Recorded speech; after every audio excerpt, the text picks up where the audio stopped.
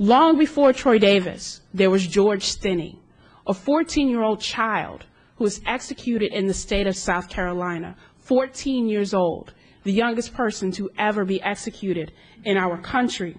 Here in Connecticut, 10 people sit on death row awaiting their fate. Even though we know that more than 200 people have been exonerated because of new evidence, here in Connecticut, this fight continues to move from a moment to a movement. As professionally speaking, I'm trained as a political scientist, which means that I'm supposed to think about these issues in a rational, theoretical, logical sense.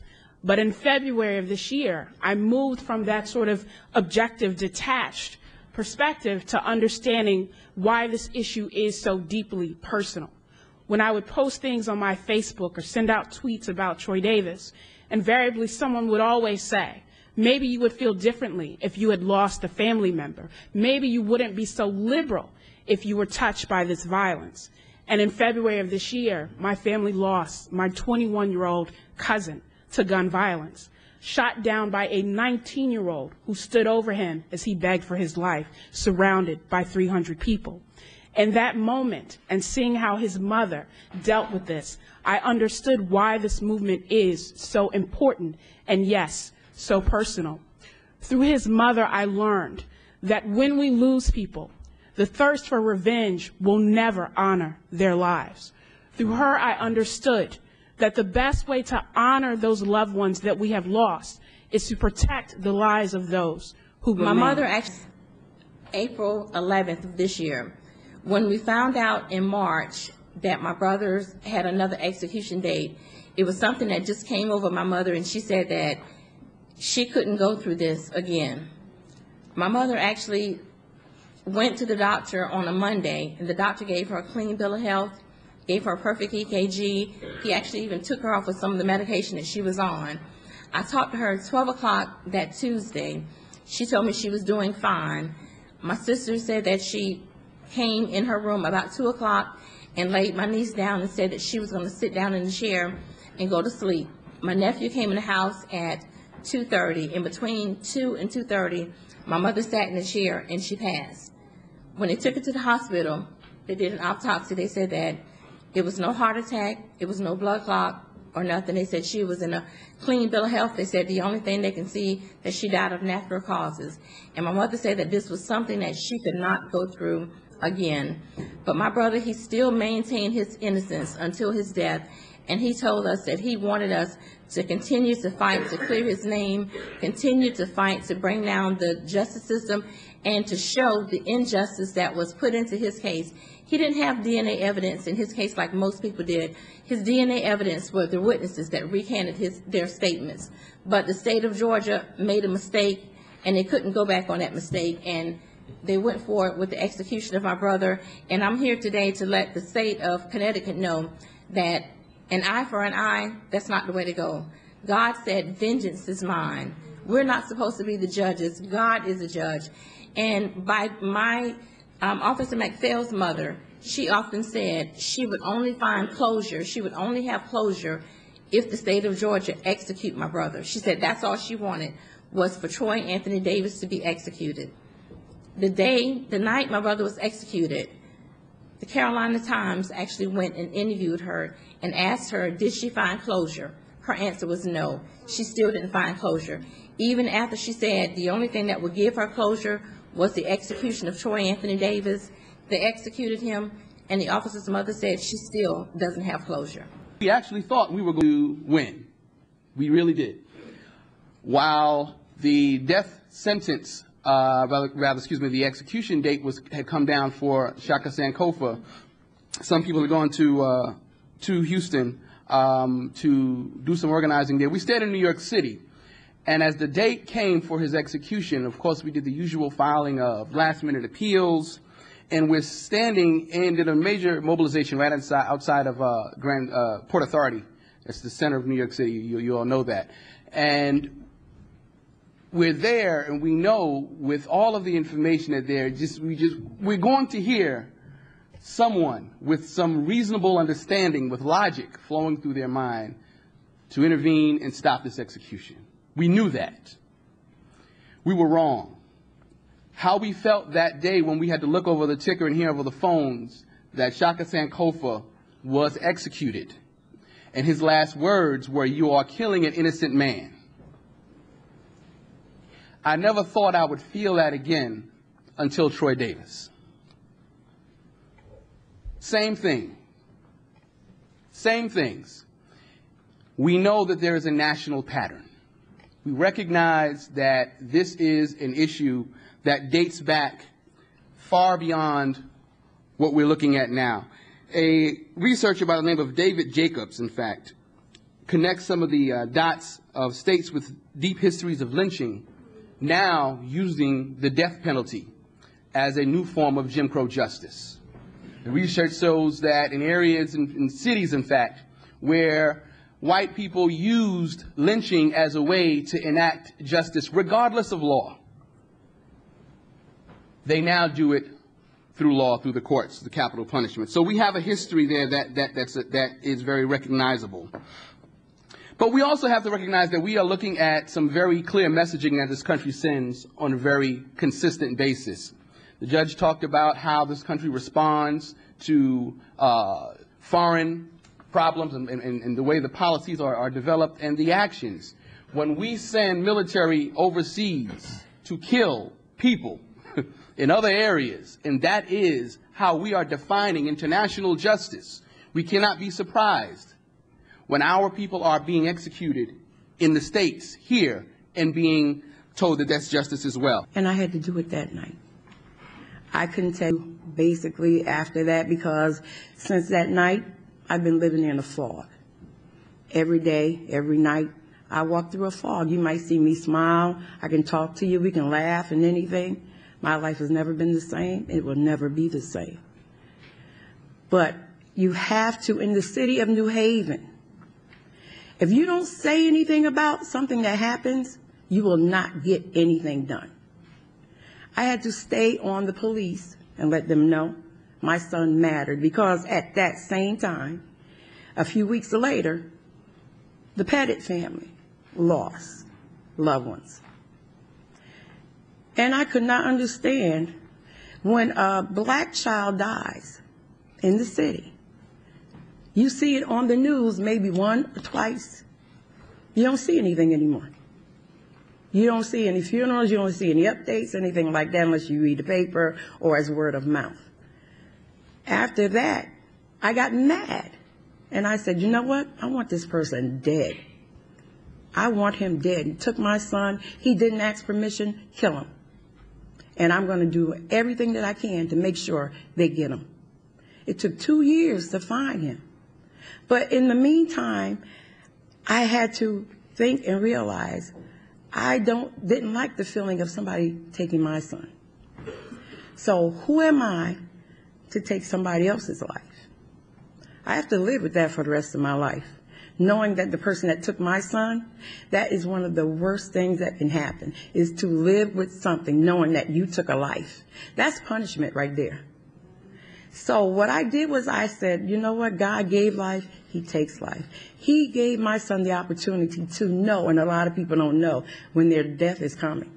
But he allowed my son to know, and that gave me a little comfort. But to have closure, there is no closure. This guy, they found him, and they sentenced him December, I think, 21st last year. And I finally saw him face to face. And I talked to him, and I looked at him, and I told him, I never taught my children to hate. We were not brought up that way. It's more harm than good. And I told him, I forgive you. And tears started to run down his face. I told him, I heard you have a 5-year-old son, and by the time you get out of here, if you live, he's going to be up in age. What about his life? Who's going to help him? He needs a father. These young people need both parents, if at all possible. And I wanted to give his son a chance. And anything good that I do, and my son is not here, it's on his behalf. You know, yeah, I'm hurting. Yeah, I cry every day, every night. I miss him. I look for him in the street. When I see a 6'5" young man with a cap on his head, and I'm like, maybe that's Tyler, but it's not Tyler. He's gone. So the best thing that I can do is to make sure, you know what, I don't want you to die, but I want you to make a promise that if and when you get out of here, you turn around your life, raise your son, help him to not follow this cycle. My son was shot 6 times. They first told me 2 times, and that was at Edgewood Avenue Park. He went into the park knowing that these guys could have something on them, but he went in there anyway. He fought the guy one more time, and the guy was so mad he put 6 bullets into every major organ in his body. How he made it out of that Edgewood Avenue Park, because you can't even see your hand in front of your face. If you ever been there, it's by the sundial where he got killed. And they said there was a lady that came from work. She said she saw him coming, ducking under the trees and making it across the street, but saw his shirt exploding with blood. And then he collapsed at the tree. And she saw him sit up 2 times, and he had a cell phone in his hand. And he was pushing buttons, and they had called the ambulance. They said the ambulance came fast, and he collapsed again on his chest. He sat himself back up again for the last time. He dialed the number again. They didn't know who it was or what he was doing. But then when the police came back and forth, and they asked, well, who's Peanut?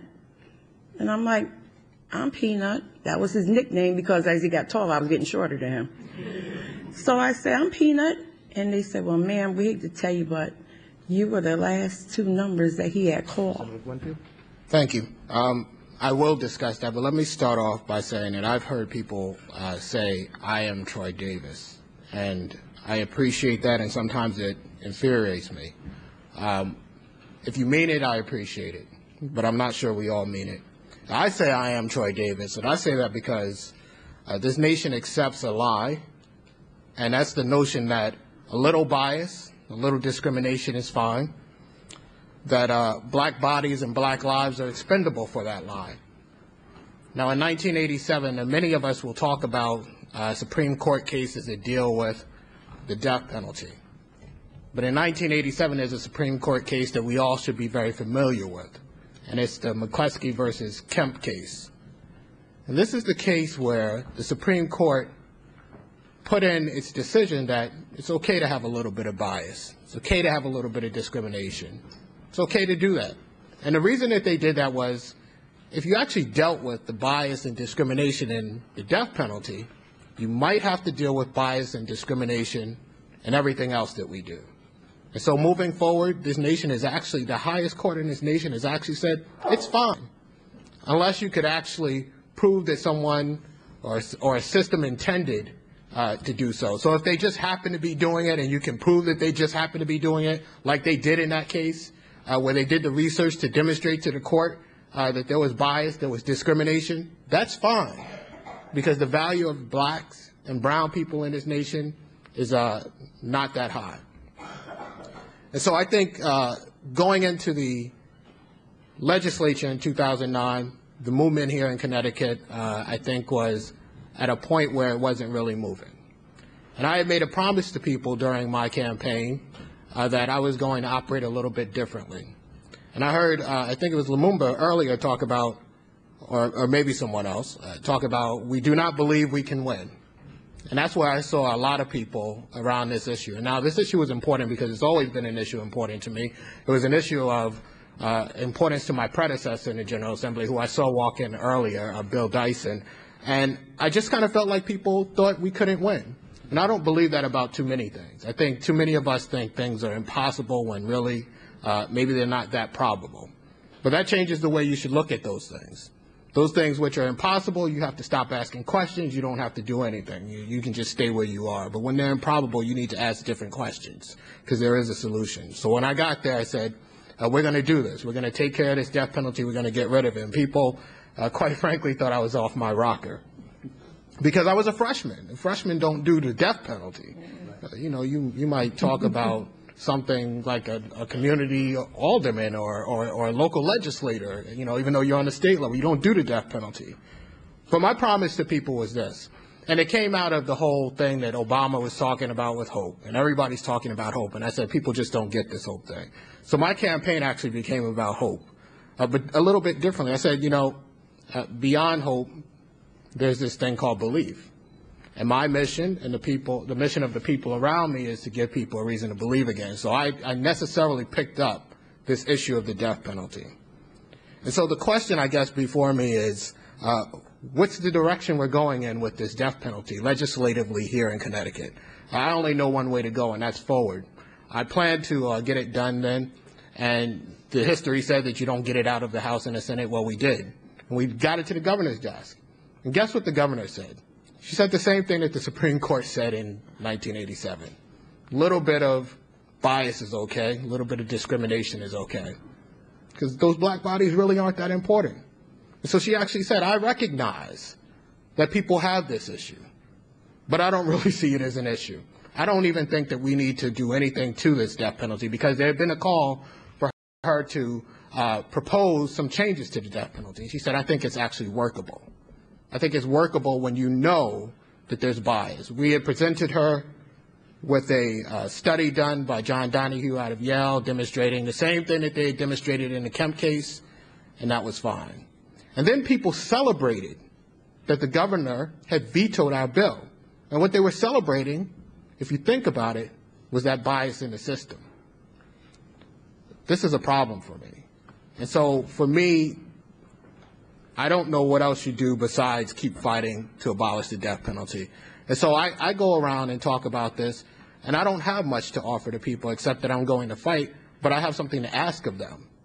I have to ask them to help me fight, to help me to get Victoria's name to be as recognizable as Dr. Pettit's name. That's right. Because Victoria is very clear, as are many of the victims. We don't want this. And even some of those who wanted it initially will tell you, I don't want it now, and I'm sorry I ever wanted it. And when we talk about the death penalty, we will talk about only those victims we choose, just like we will only talk about the cases we choose. This is all about choice. It's not about justice. It's about who's important and who's not important. It is about a lie. And let me tell you why it's definitely about a lie, because we will say the death penalty is about bringing justice to those whose loved ones are murdered.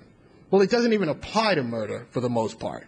It applies to murder under certain circumstances, and even once you have those circumstances, you have to have an aggravating factor on top of it. It just doesn't even make sense. They say, well, it prevents murders from happening because people are afraid that the death penalty will apply. I'm a lawmaker who's looked at these circumstances, and I can't remember it when I'm in my right mind. This is a lie. And while we are having this lie go on, it is not just about the death penalty. It's about all of those things for which they did not want to deal with in 1987.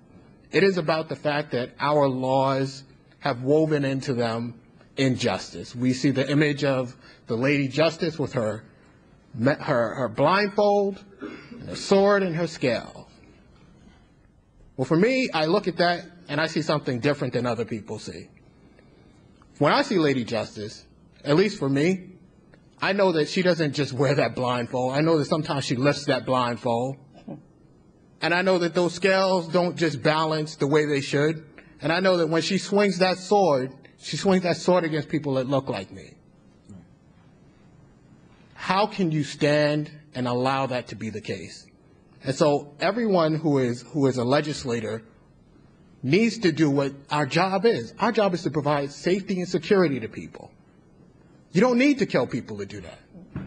We have the ability to incarcerate people. And I'm not about increasing the carceral state, but we have the ability to keep people from killing. We don't need to kill. And I want to make one other point. People will say to you oftentimes, like they said to Dr. Brown Dean, well, maybe you'll see it differently when violence enters your life. Black and brown people live with violence. What else is it when the state says to you, you're not important, and you're so unimportant that we will kill you to maintain a lie? We live with violence. And I will stop there.